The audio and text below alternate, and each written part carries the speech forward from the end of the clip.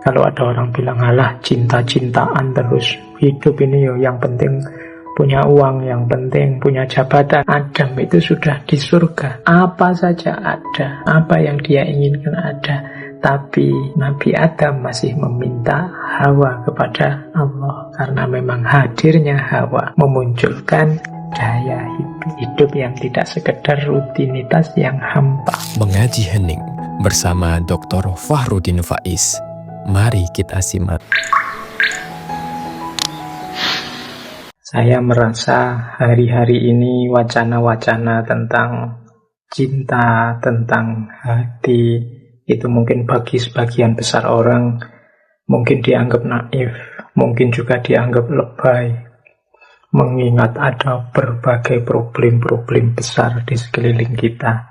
Meskipun menurut saya sebenarnya justru di era-era sulit, di era-era ujian seperti hari-hari ini, kita lebih perlu lagi menghidupkan hati, menghidupkan nurani kita. Antara lain dengan memperbanyak kajian-kajian yang bertema-tema seperti cinta, seperti hati, dan lain sebagainya. Hari ini orang mulai banyak lupa caranya untuk berempati dengan yang lain, caranya untuk menghidupkan nuraninya saat berhadapan dengan yang lain. Kita berhadapan dengan yang lain, selalu saja yang kita bunyikan kepentingan kita sendiri. Kita jarang peduli bahwa orang lain juga punya kepentingan, orang lain juga punya perspektif, orang lain juga punya kebenaran menurut mereka sendiri. Ini kalau nurani kita tidak hidup, ya lahirnya pasti konflik. Maka di tengah arena saling pertandingan, di tengah situasi kebencian yang banyak beredar di mana-mana hari ini, mari kita hidupkan lagi wacana-wacana yang lembut seperti tema kita bulan ini, tema tentang cinta. Baik, ya meskipun tema semacam ini mungkin tidak segayeng kalau kita membahas tema-tema filsafat yang sifatnya rasional kritis. Tapi tema ini menurut saya punya manfaatnya sendiri untuk menghidupkan nilai-nilai kemanusiaan dalam diri kita. Bahkan saya punya asumsi semua orang sebenarnya pernah dan mengalami apa yang kita bahas di bulan ini, yaitu mengalami cinta, bahkan mungkin sedikit banyak pernah mengalami patah hati, kekecewaan dalam menjalankan cinta. Maka pelajaran kita dari bulan ini adalah pelajaran menghidupkan hati dan pelajaran memahami gerak hati kita khususnya dalam ranah cinta. Lebih khusus lagi, cinta yang kita sebut cinta romantik. Jadi, mungkin nanti pada saatnya kita tidak hanya cinta romantik, kita gali tapi juga cinta ilahiyah, sebagaimana beberapa tema yang sudah kita bahas sebelumnya. Baik, bismillah, kita mulai ya. Malam hari ini tokoh kita, teman-teman sebagian besar mungkin sudah kenal, yaitu Khalil Gibran. Ngaji filsafat beberapa kali mengangkat tokoh ini, dan saya sendiri sebenarnya ya sangat akrab dengan beliau, Khalil Gibran ini. Bukan apa-apa, dulu waktu S1 skripsi saya itu tentang Khalil Gibran.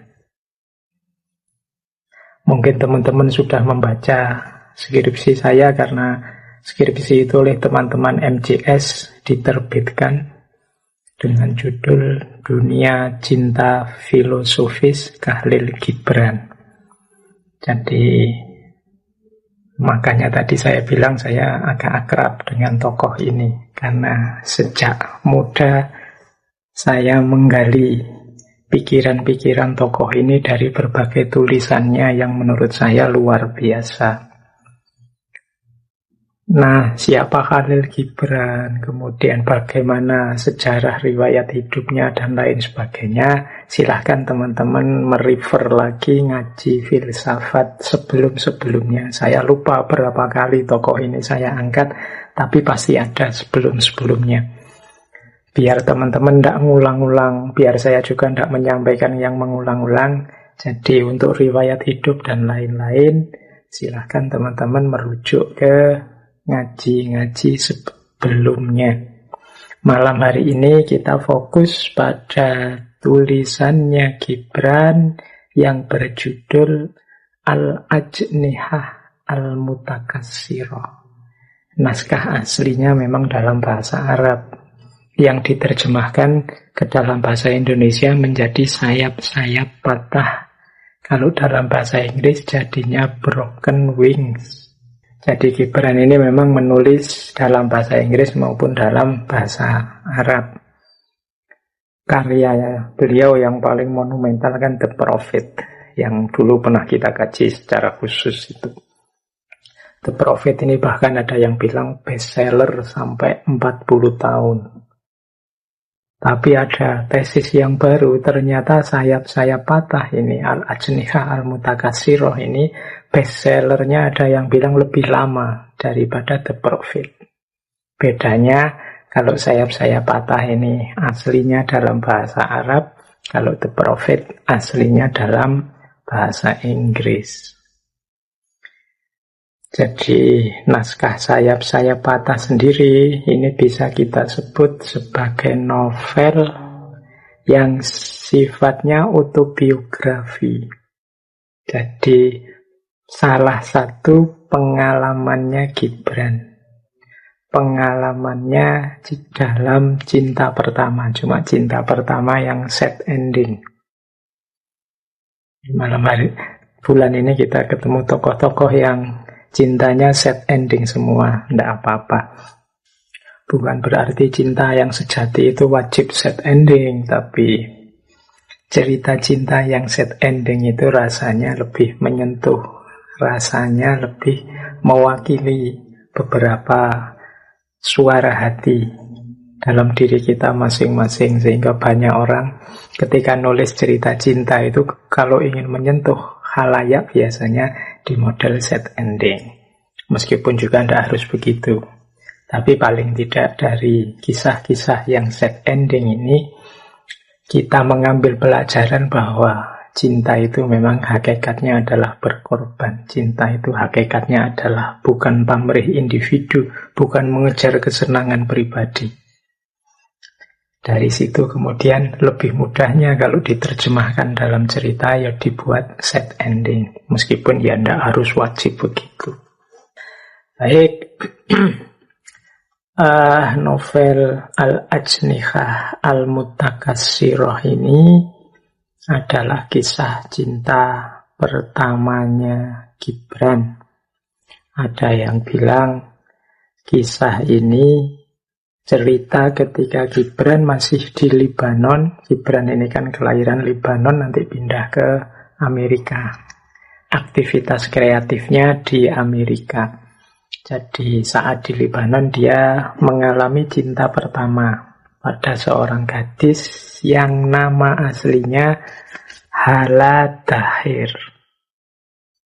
Tapi kalau di Al-Ajnihah Al-Mutakassirah, Hala Dahir ini namanya menjadi Selma Karami. Di novel ini sebenarnya tokohnya tidak banyak. Tokohnya hanya 5. Yang pertama Gibran sendiri, yang kedua Selma Karami, yang ketiga ayahnya Selma, namanya Faris Effendi Karami. Yang keempat pendeta. Ini pendeta yang dalam tanda petik ya memaksa orang tuanya Selma untuk menikahkan Selma dengan keponakannya. Pendetanya namanya pendeta Bulos Holib. Nanti keponakannya yang menikahi Selma namanya Mansur Bey Holib. Jadi hanya 5 orang ini yang dimunculkan namanya di Al-Ajniha Al-Mutakatsirah. Novelnya tidak tebal, tipis saja, tapi memang sangat puitis. Saya lupa dulu di sesi apa, ada salah seorang tokoh yang menyatakan bahwa cinta dan puisi itu memang dekat.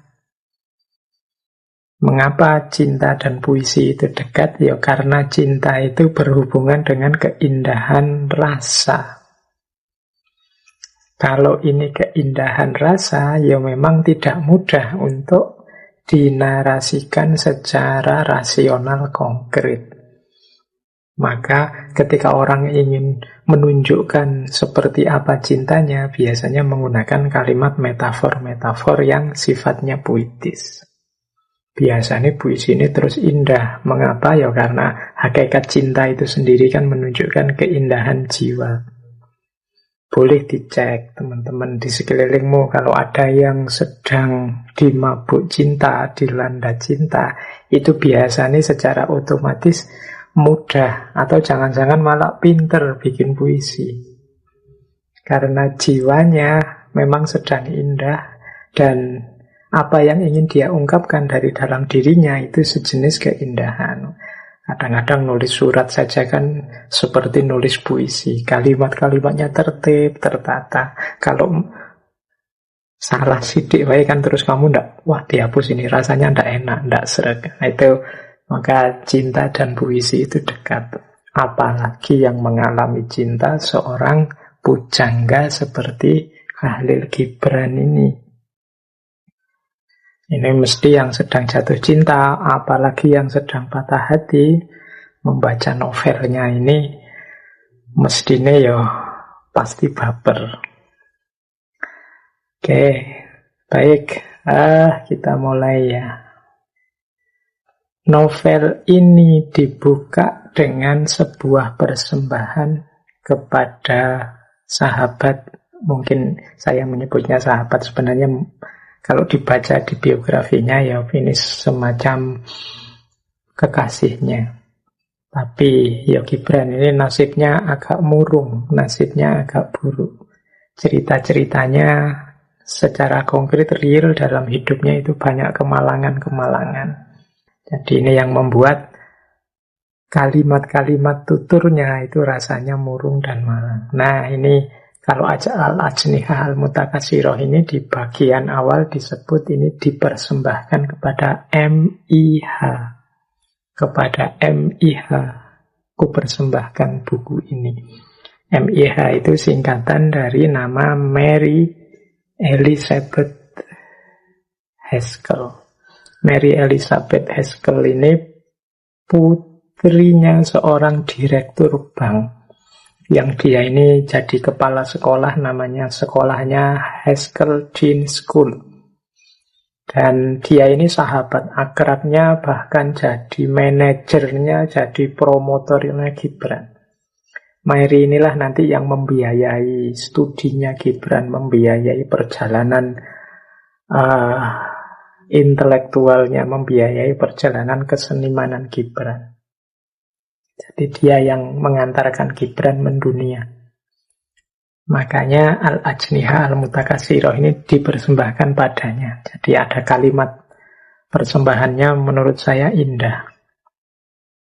Kepada yang menatap sang mentari dengan mata nyalang dan menggenggam api dengan jari jemari tanpa gemetar, serta mendengar suara keabadian yang rohani di balik jerit nyaring si buta. Kepada MIH ku persembahkan buku ini. Oke, ya nanti teman-teman diulang lagi, dibaca lagi kalimat itu. Jadi kalimat persembahan yang indah. Baik, bismillah, kita mulai. Monggo teman-teman disiapkan ubur rampinya untuk ngaji malam hari ini. Mungkin lebih cepat ngantuknya, lebih cepat tidurnya, karena kita ketemu banyak sekali kalimat-kalimat puitis. Wong tema-tema biasa saja kita ngantuk ya ngaji. Berpikir apalagi malam hari ini kita temanya agak tema sastra yang puitis. Baik, ya nanti ada beberapa pelajaran yang saya garis bawahi dari Al-Ajniha Al-Mutakatsirah ini. Yang pertama pastinya pelajaran tentang cinta.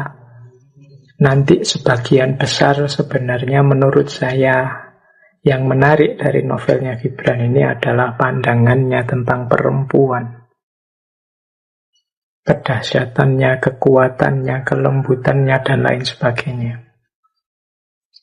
Dan tentunya beberapa tema-tema yang lain. Tapi fokusnya nanti ada di dua itu, tentang cinta dan tentang perempuan dan kekuatannya. Ya kalau mau dicermati, ada banyak tema dari Al-Ajniha Al-Mutakatsirah ini. Di catatan saya, mungkin yang tertarik ya ingin mengkaji ini, jadi tesis atau jadi skripsi, bisa tema tentang cinta, bisa tema tentang memori, kenangan. Jangan lupa, menurut saya, makhluk paling indah dalam cinta itu kenangan. Kalau teman-teman yang pernah jatuh cinta atau pernah patah hati atau sedang LDR-an itu akan tahu betapa berharganya sekaligus betapa indahnya, bahkan juga sekaligus betapa menyiksanya yang namanya kenangan. Kadang-kadang jauh lebih indah daripada kenyataan. Mungkin yang pernah patah hati ya, di bayanganmu, kenangan-kenanganmu tentang orang yang engkau cintai itu masih dalam bentuknya yang paling indah. Tapi begitu ketemu dalam kenyataannya, mungkin harapan tak seindah dalam kenangan. Jadi kenangan ini makhluk yang menurut saya penting dibahas bagi yang concern dengan tema cinta. Oke. Ya kenangan, memori, nostalgia, dan lain sebagainya. Mengapa reuni itu rasanya kok indah, jauh lebih menyenangkan daripada pas kita ngalami langsung, pas sekolah langsung atau pas kuliah langsung, itu rasanya beda kan kayak reuni. Karena dalam reuni itu biasanya kita menghidupkan kenangan-kenangan. Jadi kalau kita sedang reuni kan misalnya ketemu teman kita siapa, itu kan yang bunyi di kepala kita, teman kita ini dulu begini loh. Jadi yang bunyi itu kenangannya. Makanya terus kita betapa gembira, betapa teriak-teriak, padahal mungkin dulu kita ada ndak senengnya, ada kasus apa sama dia. Tapi ya kenangan memang indah. Kemudian di novel ini juga ada keheningan. Ini menarik, Gibran ini dalam banyak interaksinya dengan tokoh-tokoh di novel ini itu tidak banyak kata-kata. Kalau banyak novel itu kan biasanya ada kata siapa, bla bla bla bla, menurut siapa, kata-kata. Tapi ini dalam keheningan. Jadi dalam diam, dalam suara hati. Jadi di situ nanti akan kita lihat betapa suara hati, betapa keheningan itu jauh lebih dahsyat kekuatannya daripada kata-kata. Sekedar tatapan mata, sekedar duduk berdua, sekedar sendirian di malam hari, itu kan keheningan-keheningan. Tapi maknanya jauh lebih dalam daripada kata-kata. Kemudian di situ ada juga kepasrahan. Kalau ini memang hubungannya dengan arus utamanya cerita itu kepasrahan. Kepasrahannya seorang Selma Karami yang dipaksa menikah. Sebenarnya yang memaksa menikah itu bukan orang tuanya, tapi pendetanya. Orang tuanya tidak akan berani membantah pendeta, membantah tokoh agama. Kalau yang merentah sudah tokoh agamanya, susah bantahnya karena tokoh agama ini dipandang yang punya otoritas tidak hanya dunia tapi juga akhirat. Nah, mau tidak mau karena yang memerintah pendetanya, tokoh agamanya, ya Selma terpaksa pasrah. meskipun menikah dengan orang yang tidak dia cintai. Dan suaminya juga sebenarnya tidak mencintai Selma. Yang dia cintai hanya kekayaan orang tuanya. Jadi karena melihat Selma ini anaknya orang kaya, dia mengincar kekayaannya. Kalau status sosial dia sudah punya, yaitu keponaannya pendeta. Tinggal kekayaan, maka kekayaan itu dia mengincar ayahnya Selma.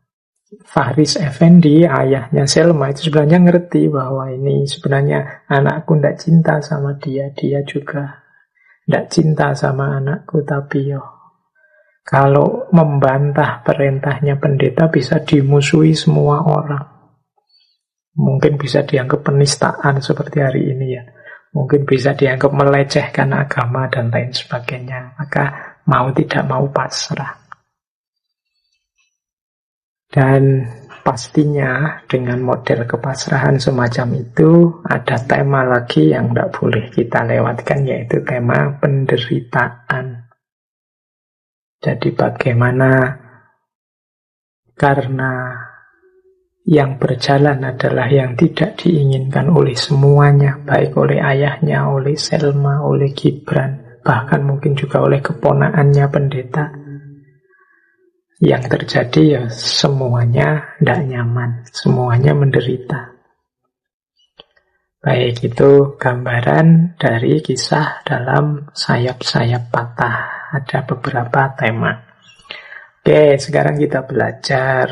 Ada wawasan-wawasan baru apa sih dari novel ini yang mungkin nambah pemahaman kita semua tentang tema-tema tadi. Baik, ambil nafas sebentar, kita mulai. Bismillah. Al-ajnihah al-mutakatsirah. Ini pastinya saya potong-potong sesuai gaya ngaji filsafat ya, yang ingin mendalami secara runtut ceritanya dari awal sampai akhir ya silahkan dibaca sendiri. Sekarang Broken Wing, Sayap-Sayap Patah, Al-ajnihah al-mutakatsirah ini sudah bisa teman-teman temukan gratis online. Meskipun yang mau membeli bukunya juga ada. Bismillah, kita mulai. Saya awali dari cinta. Ada beberapa wawasan tentang cinta, beberapa insight yang menurut saya menarik dari novel ini tentang cinta. Yang pertama adalah tentang cinta pertama. Gibran dalam novel itu menjelaskan bahwa setiap orang muda pasti teringat cinta pertamanya dan mencoba menangkap kembali hari-hari yang asing itu, yang kenangannya mengubah perasaan di relung hatinya dan membuatnya begitu bahagia di balik segala kepahitan misterinya. Dalam hidup setiap orang muda pasti ada seorang Selma yang tiba-tiba muncul baginya di hari-hari musim semi kehidupannya dan mengubah kesendiriannya menjadi saat-saat bahagia serta memenuhi keheningan malam-malamnya dengan irama musik. Jadi ini Gibran mengasumsikan tidak ada orang yang tidak mengalami cinta pertama di masa mudanya. Nah, ini saya tidak perlu menjelaskan. Ayo teman-teman direnungi sendiri. Ayo perjalanan hidupnya selama ini. Siapakah cinta pertamanya teman-teman atau bapak ibu yang mungkin mendengarkan? Pasti punya, pasti ada cinta pertama itu. Yang seperti saya bilang tadi, dia hidup dengan sangat indah dalam kenangan kita. Yang kita ingin kembali lagi ke sana. Kalau bisa, balik lagi ke masa itu. Kita ingin mengalami rasa yang sama, yang membuat kita begitu bahagia saat itu. Nah, jadi ini menurut saya wawasan pertama, karena ini ada di bagian-bagian awalnya novel. Yang diceritakan oleh Gibran di novel ini kan juga pengalaman cinta pertamanya. Boleh kalau teman-teman tertarik, ayo tulislah pengalaman cinta pertamamu masing-masing.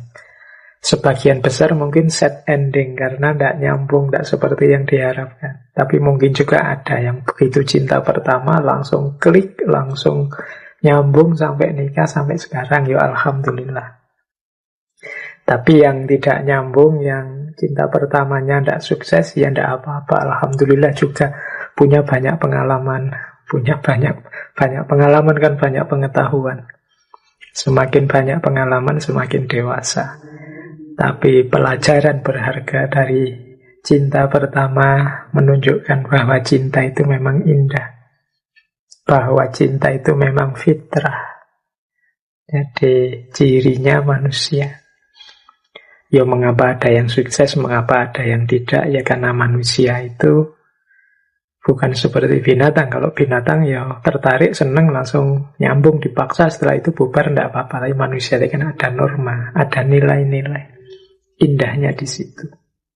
Jadi pelajaran pertama cinta adalah cinta pertama. Baik, kita lanjutkan. Nah, apa sih indahnya cinta? Kata Gibran, cinta itu adalah daya kehidupan. Disitulah lahirnya makna hidup. Kalimat di novel itu bunyinya begini. Hidupku adalah sebuah koma. Hampa bagai kehidupan Adam dalam surga. Ketika aku melihat Selma berdiri di depanku seperti seberkas cahaya. Dia adalah Hawa dari jantung hatiku yang memenuhinya dengan segala rahasia dan berbagai keajaiban, serta membuat aku memahami makna kehidupan. Jadi, kata Gibran, hidupku itu belum titik. Hidupku itu masih koma sebelum ketemu Selma. Sebagaimana Adam yang tidak lengkap hidupnya sebelum ketemu Hawa. Kehadiran Hawa lah yang menyalakan hidup Adam, yang membuat Adam bergairah, bersemangat, punya daya menjalani kehidupan dengan gembira.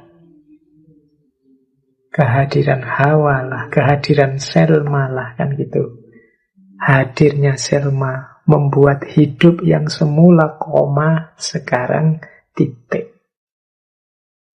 Sekarang ada maknanya, bukan hidup yang hampa, bukan hidup yang dijalani otomatis kayak robot, cuma makan tidur dan seterusnya. Tapi hadirnya orang yang dicintai membuat hidup kita punya makna.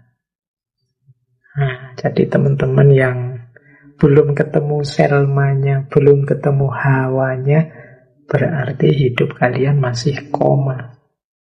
Belum titik. Hidup yang masih koma, ya kalau masih koma, masih perjalanannya masih panjang. Masih, jangan-jangan setelah koma terus masih koma lagi. Seolah-olah sudah titik, tapi ternyata enggak. Mungkin ya masih titik koma berarti. Pokoknya dia penuh setelah Selma hadir. Setelah Hawa hadir. Berarti cinta adalah daya dalam kehidupan. Ini pelajaran yang kedua. Jadi pelajaran pertama adalah cinta pertama itu adalah keindahan hidup, kenangan yang tak terlupakan, dan hadirnya cinta membuat hidup penuh makna, membuat hidup tidak hanya koma, tapi sudah titik. Itu pelajaran kedua. Makanya kalau ada orang bilang, alah cinta-cintaan terus, hidup ini yo yang penting punya uang, yang penting punya jabatan, yang penting status, yang penting macam-macam. Iya mungkin ya, tapi itu semua masih koma. Titiknya. Titik itu berarti puasnya dahaga hati, bahagianya jiwa kita, itu kalau sudah bertemu dengan pasangannya. Yo, untuk kesempurnaan relasi dengan pasangan memang Kadang butuh uang, kadang butuh status, kadang butuh jabatan, mungkin juga butuh pendidikan yang tinggi, gelar dan lain sebagainya. Tapi yang lain tadi sifatnya hanya koma-koma. Titiknya adalah pasangannya. Adam itu sudah di surga. Nabi Adam itu kan di surga, apa saja ada. Apa yang dia inginkan ada. Tapi Nabi Adam masih meminta Hawa kepada Allah. Karena memang hadirnya Hawa memunculkan daya hidup. Hidup yang tidak sekedar rutinitas yang hampa. Hidup yang tidak koma, tapi hidup yang sudah titik. Jadi mari kita membuat hidup kita ini titik. Apalagi yang seperti saya bilang tadi, kalau hari ini berseliweran di sekeliling kita hanya kebencian demi kebencian, hanya perselisihan demi perselisihan, ya kita lebih jauh lagi, mungkin koma saja belum. Koma itu kan berhenti sejenak. Tapi belum tuntas, belum titik. Tapi dalam kebencian, dalam perselisihan, dalam macam-macam masalah yang ruwet di sekeliling kita itu berarti koma saja belum kita. Masih sangat banyak yang perlu kita perbaiki ternyata dalam hidup. Untuk memberi makna apalagi, karena menjalani saja kita masih pontang-panting, apalagi memberi makna. Jadi ternyata memang kita perlu lebih banyak belajar lagi untuk mengelola hidup ini. Baik, saya lanjutkan. Oke, ya boleh nanti kalau yang pinter bikin puisi ya. Kalau sedang jatuh cinta, bilang ke pasangannya, engkau adalah titik dalam hidupku. Karena hidupku selama ini masih koma. Kehadiranmu menghadirkan titik yang melegakan dan membahagiakan. Oke, ya nanti mesti pasanganmu terus membalas salah gombal. Yuk kita lanjutkan. Ada pelajaran cinta apalagi dari Gibran? Ada yang saya catat lagi. Gibran menyatakan seperti ini. Cinta adalah satu-satunya kebebasan di dunia ini. Karena cinta itu membangkitkan semangat yang hukum-hukum kemanusiaan dan gejala-gejala alam pun tak bisa mengubah perjalanannya. Ini konsep tentang hubungan antara cinta dan kebebasan. Uraiannya bisa sangat panjang tema ini. Tapi ringkasnya adalah cinta itu kebebasan sejak awalnya. Cinta itu kebebasan dalam prosesnya. Bahkan cinta juga kebebasan dalam ekspresinya serta hasilnya. Maka banyak pujangga yang menyebut kebebasan yang sejati itu adanya dalam cinta. Saya juga sering menjelaskan bahwa cinta itu obat dari belenggu. Belenggu yang paling utama, yaitu apa? Belenggu ego. Orang yang mencintai dibebaskan dari belenggu egonya.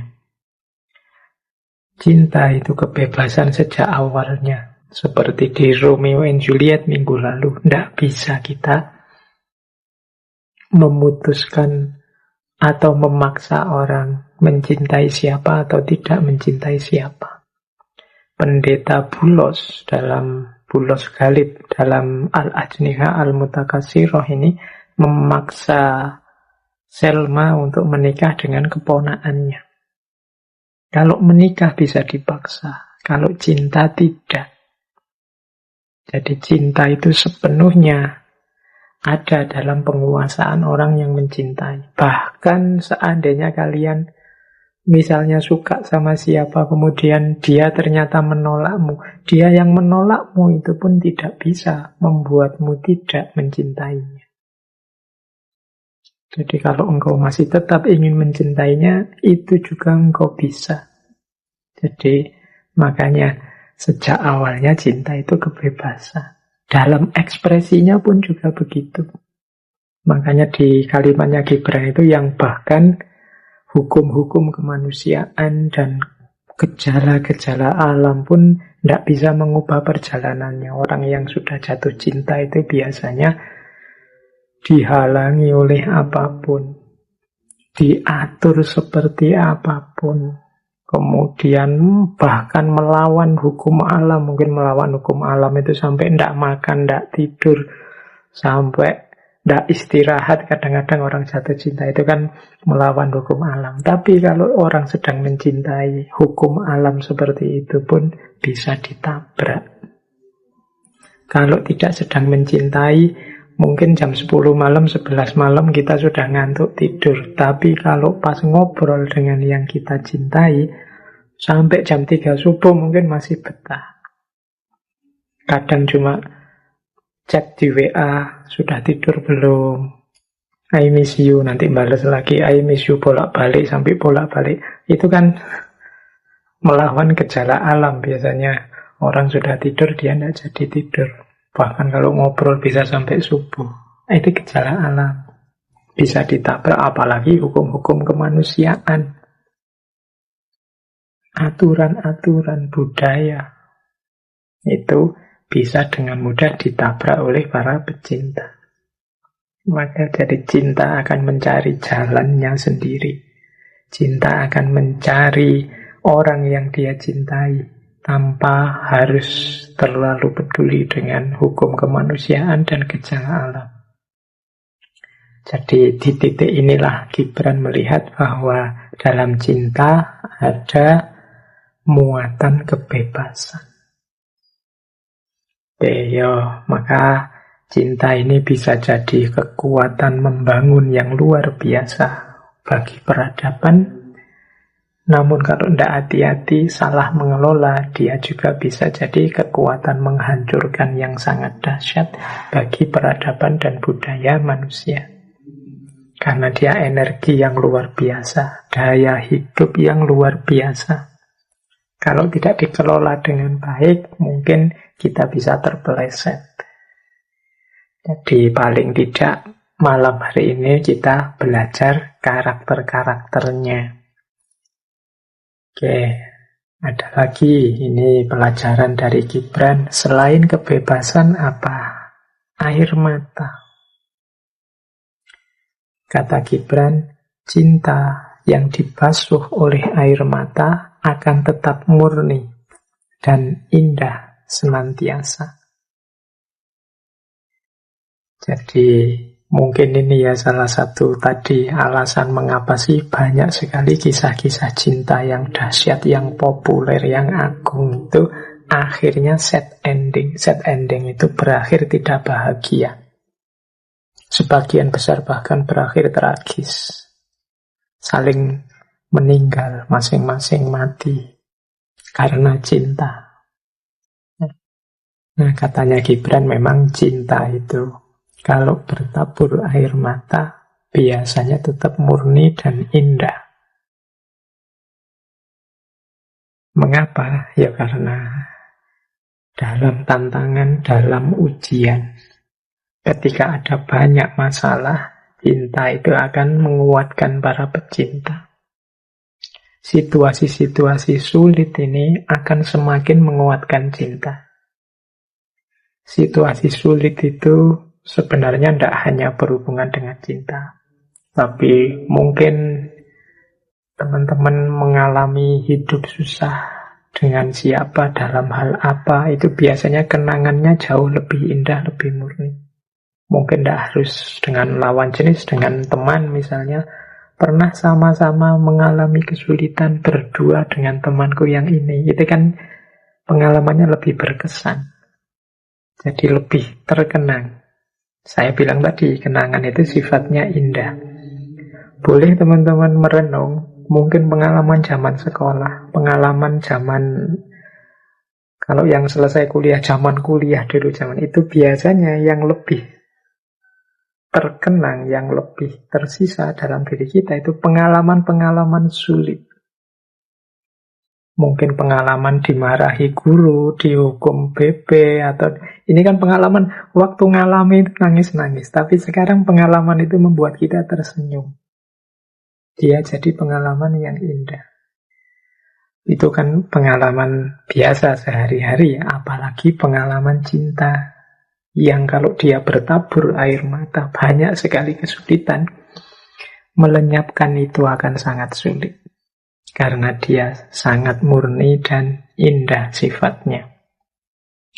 Ini yang mengalami patah hati, yang mengalami mungkin pernah putus, itu bisa memahami kalimatnya Gibran ini. Cinta yang dibasuh air mata akan tetap murni dan indah senantiasa. Oke, semoga tidak ada tanya pada saya ya Pak. Pak Faiz bisa menjelaskan gitu. Jangan-jangan pernah ngalami juga. Oke, ya ini jawabnya susah. Biarlah kenangan yang indah tetap saya miliki sendiri. Teman-teman juga silahkan dinikmati, dimiliki sendiri kenangan indahnya masing-masing. Ya kalau pinter kayak Gibran, nulislah buku, nulislah risalah, nulislah novel tentang indahnya cintamu. Jadi saya itu 2 kali punya 2 naskah buku yang berhubungan dengan cinta. Yang pertama saya sebut tadi ya, dari skripsinya Khalil Gibran tentang filsafat cinta.